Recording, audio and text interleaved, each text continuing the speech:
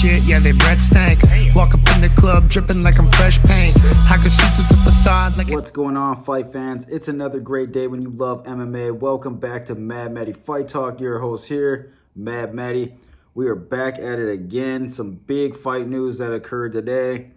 Obviously, the altercation between Jorge Masvidal and Colby Covington that occurred at Papi Steakhouse in Miami Beach, where allegedly Jorge Masvidal pulled up wearing a hoodie and a mask, trying to disguise himself. I believe he caught Colby Covington as he was exiting the restaurant and landed, I believe, a three-piece and a soda on the guy's face. Also fractured one of Colby's teeth, believe the front one. Crazy incident, crazy situation, and something that you don't really expect out of two professional athletes on the street. These guys get paid to fight in the octagon, so it's a little bit weird to be hunting each other down outside of the cage. Now, this thing has some layers to it, obviously. These guys are really close. They were former roommates, teammates.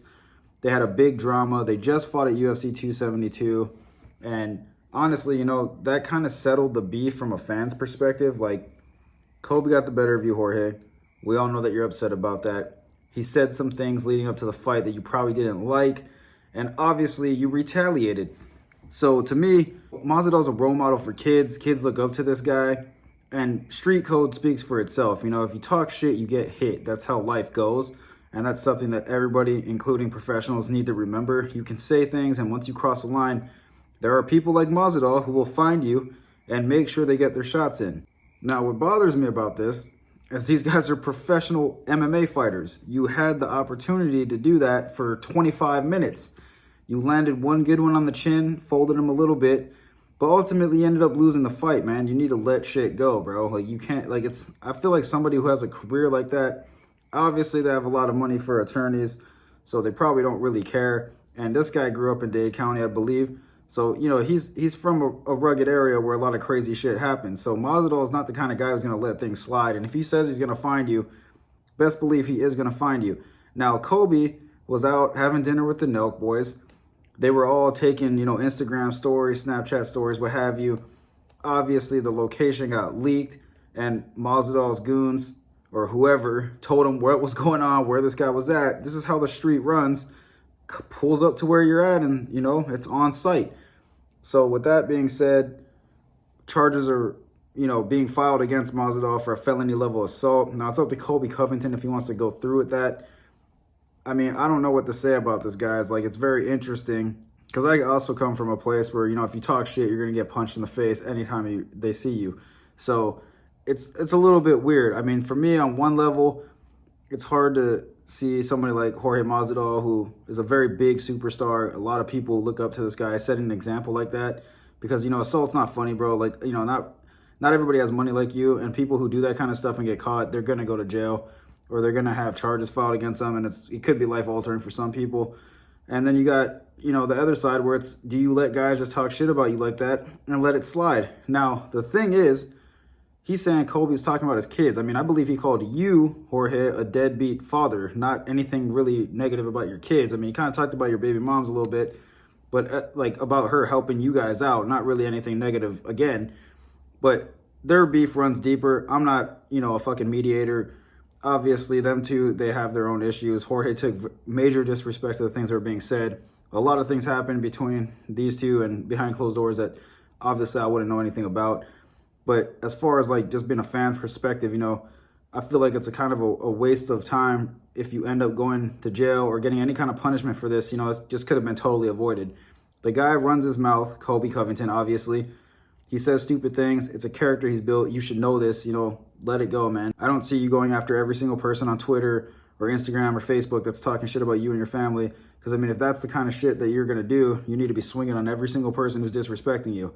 Now, that's the one style of life, but that's a style that's short-lived and begets people and puts people in jail. So, you know, I don't necessarily agree with that. I feel like he could have just handled it completely differently and honestly just let it go. I mean, if you want to go after this guy, it's totally your choice. So I'm not going to stop anybody from doing that kind of shit. You know what I mean? If they feel that they need to punch this guy every single time they see him, you know, I'm not God, bro. I'm not going to tell you what to do. But at the same time, it's like if you're setting an example and you have the major platform that you do, like I said, assault's not funny. A lot of people can get in serious trouble for that kind of shit. So it is what it is. I mean, Colby got punched. We're just waiting to see if he's going to work with the police and press charges, which I assume somebody like him will, because the first people he thanks are the first responders who first responded to his tooth getting broken. So I'm assuming that charges are going to be filed, and it's probably going to get pushed out further and further. Which is unfortunate, because Masvidal is a hell of an athlete and has a lot of fight left in him. And one more thing on the matter. Colby, if you're talking shit about people and you're hanging out with motherfuckers that are posting your location and shit, I mean, clearly you did not grow up in the streets, bro. You need to be way slicker with how you're fucking moving. You know, you take the video, save the story, post that shit when you're out of the spot that you're at. For you to be you're in Miami, this guy's in Miami, he does not fuck with you anymore. Why in the fuck would you give him any idea of where you're at or where his friends can find you? Or, like, come on, bro, this is real life. Like, you know what I mean? Like that's just fucking stupid to me. The Nelk boys they have nothing to worry about. They're famous, they party, they want to meet bitches. So obviously they're going to be dropping everything that's going on. We're here, we're there, come fucking, you know what I mean? Let's send it. So that's kind of a stupid move on your part, bro. Like, you should be moving a lot smarter than that. And you should have security with how much you run your mouth. I mean, yeah, granted, you are a great fighter, but this is the streets we're talking about. This is a lot different. You know, there's different rules, different codes. So very stupid move on your part. So, I mean, it's unfortunate you got your teeth broken, but, you know, Jorge said he was going to find you, and he fucking sure as shit did. Moving on to a brighter topic, I would say. UFC Fight Night London. That just went down this past weekend. I mean, for a fight night card, every fight fan's dream. It was just outstanding. Great knockouts. McMahon had the fucking spinning elbow, put the chick to sleep. Aaliyah Taporia, absolutely come from behind sleeper knockout. It was just great fights all around. Now, this just brings me to, you know, this forefront of the UK fighters are on the rise right now. You know, these guys are all showing out. They're all fought hard. Now, the question is, are they all actually on the rise? Or did they just step up because they were in their hometown, in their backyard, and wanted to put on a hell of a performance for their crowd? To me, I think they've steadily been getting better and better. And three in particular that I want to talk about. Number 6 ranked Tom Aspinall. This guy has been doing good in all of his fights. He's stepped up. He's been slowly grinding his way to the top, and he showed out hella good against Volkov. I believe he broke Volkov's arm. Nasty, some sort of armbar or straight armbar, whatever it was. But regardless, he got the first round victory. And then he went on to call out Tai Tuivasa. Now, that's a smart move on Aspinall's part, because Tai Tuivasa is riding, I believe, a 4-fight win streak, just knocked out Derek Lewis, and has all the hype to go in for a title shot. So for Tom Aspinall to make a call out like that, I believe that's a smart move on his part, because Tai Tuivasa's style versus Tom Aspinall's style, Aspinall could present a lot of problems to Tuivasa. Now, standing up, Aspinall might have the speed advantage, but I think Tuivasa would hurt him bad if they stood and fought the whole time. But this is MMA.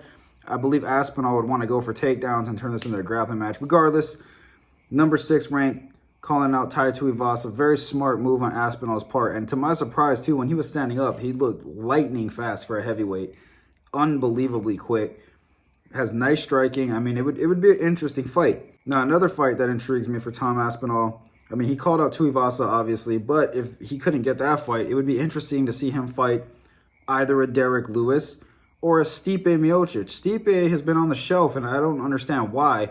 I don't know if this guy still wants to fight, but if he does, there's some good fights waiting for him. You got Tom Aspinall, Tai Tuivasa, John Jones, a potential rubber match with Francis Ngannou, but Francis is going to be out for a while.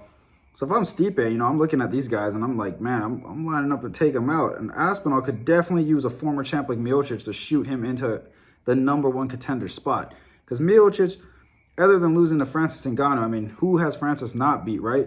So other than losing to Francis, he was a very dominant fighter. Tom Aspinall should have called out Stipe, and that would have been an outstanding fight. Both good at striking, both good on the ground. It would have been a really, really good technical fight. Another fighter on the fight card who showed out, number 6 ranked Arnold Allen. That man put on an absolute striking clinic, ass whooping on Dan Hooker. I'm a huge fan of Dan Hooker, but man, it's looking like it might be retirement time. He went right to work on that dude. Unloaded flurry after flurry until he eventually folded him and got the W. After Arnold Allen won, he ended up calling out Calvin Kattar. Now, that's a good, very good fight. I personally would rather see him fight Yair Rodriguez, but somebody told me that Yair is potentially, or it's in the works of Yair Rodriguez versus Brian Ortega, which that fight is just fireworks in its own self.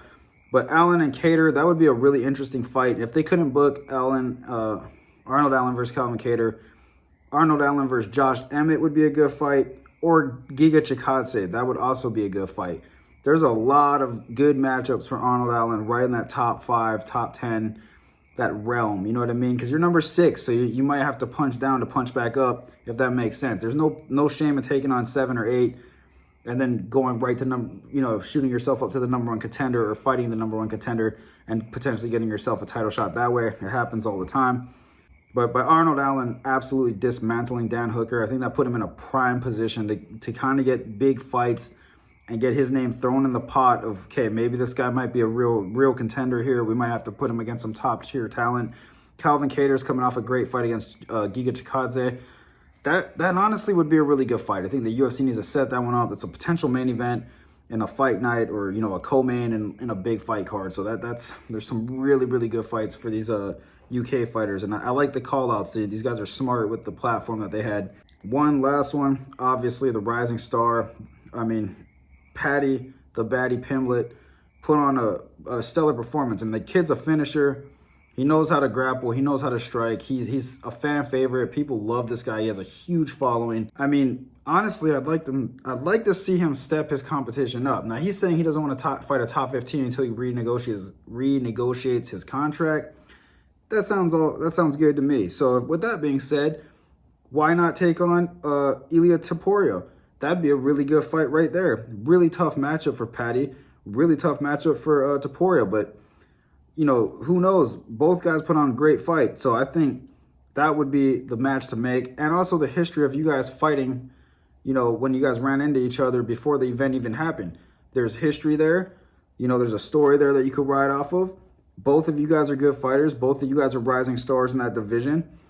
And if Patty doesn't want to take that fight, there's a lot of guys that aren't in the top 15 that would be really tough for Pimblett, like a Jim Miller, a Bobby Green, a Drew Dober. There's plenty of guys that Pimblett could take on that would shoot him, really close to the top 15 or into the top 15 by taking out one of these really tough veterans. I think if Patty fought somebody like Bobby Green, he'd have a lot of problems standing up for sure. I mean, I don't know if he'd be able to take him down as easily as he does with other guys, but that would be really rough for him. And I would love to see him take on somebody like a Jim Miller, Drew Dober. Those are tough fights for this guy, and those guys are all winners. Well, Bobby's coming off the loss to Islam. He took it on 2-week notice. Like, come on. Regardless. So, yeah, I do believe, though, the UK fighters are on the rise. Now, are they going to do what the Nigerian fighters did and become champions in multiple divisions? That's still left to be seen. But the fact that there's so much solid talent coming out of the UK, these guys are guys you guys are definitely going to want to get to know, definitely going to want to watch. And if you missed the fight card, if you have ESPN Plus, obviously go back and check it out. Super good fights, super good knockouts. But to me, especially Tom Aspinall and Arnold Allen, those guys are guys you want to get to know. Go watch their old fights. Aspinall potentially could be the next contender to be taking on Francis Ngannou. Who knows? Probably needs 1 or 2 more fights to get there, but that guy is solid standing up, solid on the ground. Really can't wait to watch him fight again. And yeah, once again, guys, thanks for watching my channel, man. Hit the bell icon to be notified when I drop more content. Hit me with a like, hit me with a subscribe if you haven't done that already. I will be back with more content. Also, let me know what you guys think about Jorge Masvidal assaulting Colby Covington outside of a octagon. It's a little bit crazy to me, man, but I really want to know your guys' thoughts on that. Anyway, hit me up later, man. Haters talking shit, yeah, they breath stank. Walk up in the club dripping like I'm fresh paint. I can see through the facade like an